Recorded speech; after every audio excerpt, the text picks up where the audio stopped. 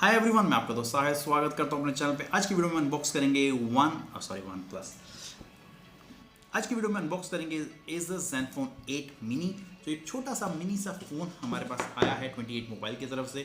Phone काफ़ी छोटा है मगर काफ़ी कुछ है। काफ़ी लोगों को बड़े फ़ोन्स नहीं पसंद, हैंडी फ़ोन्स पसंद है। तो 5.9 इंच का ये फ़ोन है स्नैपड्रैगन 888 के साथ। और देखिए क्या खास है, कुछ कमियां लगी जो मैं आपको आज की वीडियो में बताऊंगा। बाकी एक चीज़ बढ़िया है, जो 2-2 मेगापिक्सल के दो एक्स्ट्रा फालतू के कैमरे होते हैं वो नहीं दिए इन्होंने, 2 कैमरे दिए हैं टू द पॉइंट। तो शुरू करते हैं आज की अनबॉक्सिंग विद फर्स्ट इंप्रेशन। बढ़िया लगे तो लाइक जरूर कीजिए, न्यू है चैनल पर तो सब्सक्राइब कीजिए। तो ये रहा हमारा फ़ोन Asus Zenfone 8 28 मोबाइल्स की तरफ से फ़ोन आया है। डिस्क्रिप्शन में लिंक दे दिया है। काफ़ी फ़ोन्स ये सेल करते हैं इंटरनेशनली। अगर आप कोई फ़ोन लेना चाहते हो जो इंडिया में लॉन्च नहीं हुआ तो ये आपसे ले सकते हैं। तो वेरिएंट की बात कीजिए तो 8GB वेरिएंट है, 256GB स्टोरेज के साथ। इसमें 8 128 और 16 256 भी मिलता है। प्राइस शुरू होती है 42,000 रुपीज़ से। आप डिस्क्रिप्शन में लिंक्स में देख सकते हैं। तो फ़ोन के अंदर आपको एक छोटा सा बॉक्स मिलेगा ग्रे कलर का, जिसको हम खोल के देखते हैं कि इसके अंदर हमें क्या क्या मिलता है। तो सेमी कंडक्टर टूल है और इस लिफाफे में आपको कुछ इंस्ट्रक्शन मैनुअल, यूज़र मैनुअल या वारंटी कार्ड होगा जो हमारे किसी काम का नहीं, तो हम इसको छोड़ देते हैं। जिसका कवर है मुझे काफ़ी बढ़िया लगा, काफ़ी अच्छी क्वालिटी का है और कलर काफ़ी अच्छा लग रहा है Asus Zenfone। और फ़ोन को निकालते हैं तो काफ़ी स्लीक छोटा सा फ़ोन है, लाइट वेटेड लग रहा है और 5.92 इंच का ये फ़ोन है। तो काफ़ी छोटा फ़ोन है, जिन लोगों को बड़े फ़ोन्स नहीं पसंद उनके लिए काफ़ी अच्छा है। डुअल कैमरे का सेटअप है, ग्लास बैक दी है कॉर्निंग गोरिल्ला 3 की प्रोटेक्शन के साथ। 5th या 6th देते तो काफ़ी बढ़िया रहता। और कर्व स्क्रीन, मुझे कलर काफ़ी अच्छा लग रहा है, सिल्वर काफ़ी अच्छा जच रहा है। राइट साइड पे पावर ऑन बटन है ब्लू कलर में, वॉल्यूम की एंटीना रे जो अच्छा लग रहा है।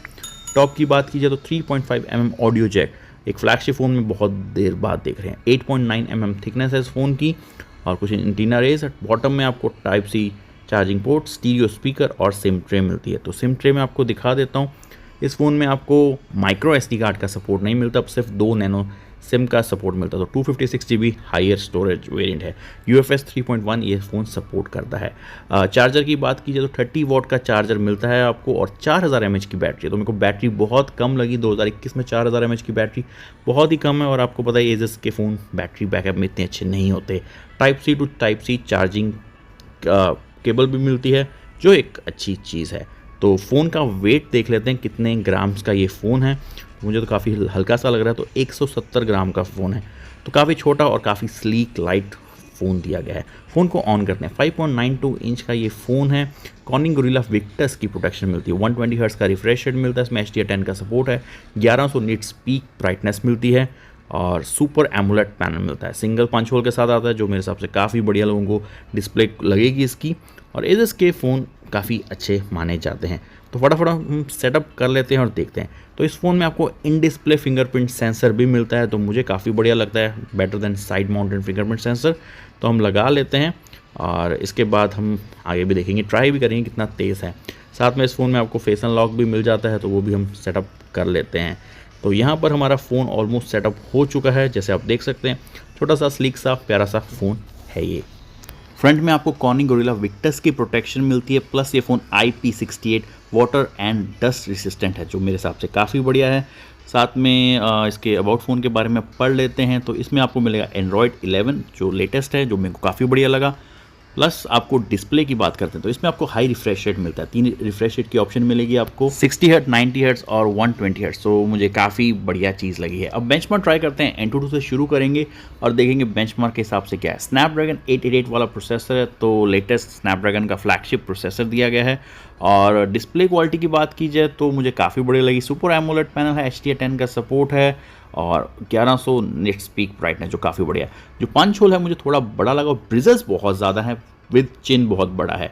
तो 2021 में थोड़ा आउटडेटेड लग रहा है, मतलब as compared to recent phones बहुत ज़्यादा है। आजकल 20,000 के फ़ोन्स में काफ़ी कम रिजल्ट मिल जाते हैं। स्कोर आया है 7,32,000, जो काफ़ी बढ़िया है।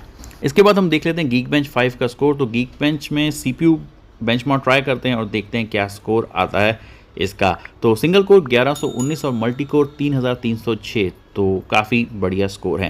लास्ट में हम ट्राई करेंगे CPU थ्रॉटलिंग और देखेंगे क्या रिजल्ट आता है। 10 मिनट की मैं CPU थ्रॉटलिंग करूँगा और फ़ोन मुझे थोड़ा हीट अप लगने लग गया है क्योंकि एल्युमिनियम फ्रेम है, थोड़ा गर्म हो गया है phone, I don't know why, मगर हाथ जल रहे हैं जैसे आप कह सकते हैं। मतलब कवर लगा के रखोगे तो ठीक है, वरना आपका हाथ जलेगा।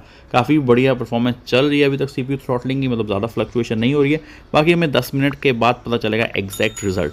तो 80% CPU थ्रॉटलिंग है, एंड में काफ़ी ज़्यादा थ्रॉटलिंग हुई थी और फ़ोन बहुत ही गर्म लग रहा है मुझे, मतलब हाथ प्रॉपरली जल रहे हैं आप कह सकते हैं। तो अब ट्राई करते हैं PUBG और एक छोटा सा मैच लगाएंगे और देखेंगे किस ग्राफिक्स में हम खेल सकते हैं इस फ़ोन में।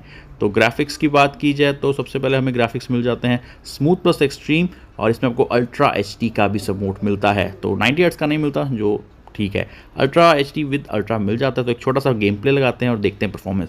छोटे फ़ोन्स अगर आपको पसंद है तो काफ़ी मज़ा आएगा, मगर जैसे मुझे बड़े फ़ोन्स में खेलने का मज़ा आता है PUBG, तो मेरे लिए ये फ़ोन नहीं बना। मगर काफ़ी लोगों को स्लीक छोटे फ़ोन पसंद होते हैं, तो मेरे हिसाब से उनके लिए ठीक रहेगा। तो मैच बहुत स्मूथ चल रहा है विदाउट एनी लैग, और 120 हर्ट्ज़ का रिफ्रेश रेट मिल जाता है। तो यहाँ पर मेरे पास एक ट्रिगर ही था कल के लिए, तो बस उसके साथ ही मैंने गुजारा कर लिया। तो यहाँ पर हमें किल मिल गई है और एक ये किल और। तो परफॉर्मेंस अच्छी रही थी, और मगर जो इसकी बैटरी है बहुत जल्दी ड्रेन हुई थी। मतलब मैंने कुछ घंटे ही यूज़ किया था, मेरी ऑलमोस्ट 35% बैटरी थी और 1-1.5 घंटे में ही ऑलमोस्ट वो डेड हो चुकी थी। तो बैटरी बैकअप फ़ोन का मुझे बिल्कुल भी पसंद नहीं आया। ये सबसे बड़ा मुझे ड्रॉबैक आप कह सकते हो लगा है इस फ़ोन में। तो अगर बैटरी में अगर ये काम नहीं करेंगे तो मेरे हिसाब से इतना नहीं चलेगा। मतलब फ्लैगशिप फ़ोन में सिर्फ 4000 mAh की बैटरी, 4500 की mAh की बैटरी तो मिनिमम देनी चाहिए थी, और छोटा फ़ोन है तो 4500 की mAh की काफ़ी बढ़िया हो जाती। तो यहाँ पर ये बंदा क्यों बैठा हुआ, अरे लेट ही गया चलो, यहाँ पर हमें एक और किल मिली और हम भी यहाँ पर शहीद हुए। तो गेम प्ले काफ़ी स्मूथ गया था। अगर आप चाहते हो तो मैं इसका एक प्रॉपर PUBG गेम प्ले कर दूंगा। इसके बाद हम एक बार ट्राई करते हैं COD, call of duty. Mostly लोग कहते हैं सिर्फ PUBG दिखाते हो, कॉल ऑफ ड्यूटी नहीं दिखाते, तो इस करके मैंने PUBG कॉल ऑफ ड्यूटी का भी छोटा सा मैच लगा दिया। मैं ज़्यादा नहीं खेलता कॉल ऑफ ड्यूटी, मगर चलो टाइम पास के लिए हम खेल लेते हैं। तो ये भी काफ़ी स्मूथ परफॉर्मेंस के साथ हुई थी, क्योंकि अभी तो मतलब रैंक मेरा बहुत ही कम है, तो नॉर्मल मोस्टली बॉट्स ही थे। ग्राफिक्स दिखा देता हूँ, वेरी हाई विद मैक्स। तो आप उसके मैक्सिमम ग्राफिक्स के साथ कॉल ऑफ ड्यूटी इस फ़ोन में खेल सकते हो, जो मेरे हिसाब से नॉट अ बैड थिंग। तो अब बात करते हैं इस फ़ोन के कैमरे की। तो रियर में आपको डुअल कैमरा मिलता है। 64 मेगापिक्सल का मेन कैमरा जो OIS सपोर्ट के साथ आता है, प्लस 12 मेगापिक्सल का अल्ट्रा वाइड एंगल। जो फ्रंट कैमरा है वो सिर्फ 12 मेगापिक्सल का है, जो मुझे थोड़ा सा कम लगा। बाकी अगर हम इसकी स्पेक्स के बारे में पढ़े तो आपको 8K 24 FPS पे रिकॉर्डिंग की ऑप्शन मिलती है, जो मेरे हिसाब से काफ़ी बढ़िया है। बाकी अगर आप इसका कैमरा कंपैरिजन चाहते हो Xiaomi Mi 11 Ultra, आईफोन या सैमसंग के फ़ोन्स के साथ, आप मुझे कमेंट बॉक्स में ज़रूर लिखिए। मैं कोशिश करूँगा जल्दी से एक कैमरा कंपैरिजन लाने का। बाकी कैमरा मुझे ठीक लगा, नॉट बैड। बाकी कैमरा कंपैरिजन में हमें सच्चाई पता चलेगी। जो फ्रंट कैमरा है 12 मेगापिक्सल का, थोड़ा मुझे कम लगा, 16 देते तो काफ़ी बढ़िया, मगर नेचुरल पिक्चर्स आती हैं, जो ठीक लगा। और बात की जाए फ़ोन में आपको मिलता है इन डिस्प्ले फिंगरप्रिंट सेंस। तो ट्राई कर लेते हैं कितना तेज़ है। फेस अनलॉक तो काफ़ी तेज़ है, जैसे आप देख सकते हैं, और यहाँ पर लाइट भी जलती है, जो मुझे सही लगी।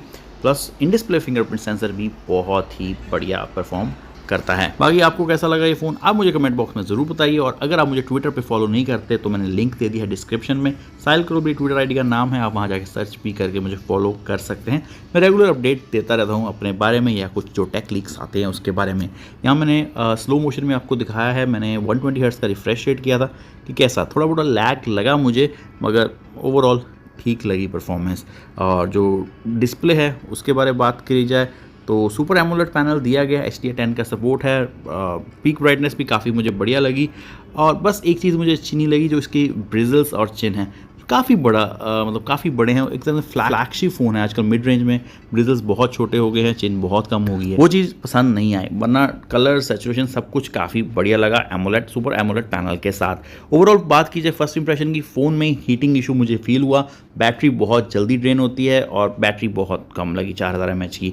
तो ये कंपनी को करना चाहिए था, वरना लुक्स काफ़ी अच्छी है, छोटा हैंडी फ़ोन है और स्लाइट वेटेड है। बाकी हम बाकी टेस्ट करेंगे तब देखेंगे। और आपको कैसा लगा ये फ़ोन, आप मुझे कमेंट बॉक्स में ज़रूर बताइए। मेरे हिसाब से इंडिया में 35 to 40,000 आए तो काफ़ी बढ़िया रहेगा। तो आज की वीडियो में बस इतना ही। बढ़िया लगे तो एक लाइक और सब्सक्राइब ज़रूर।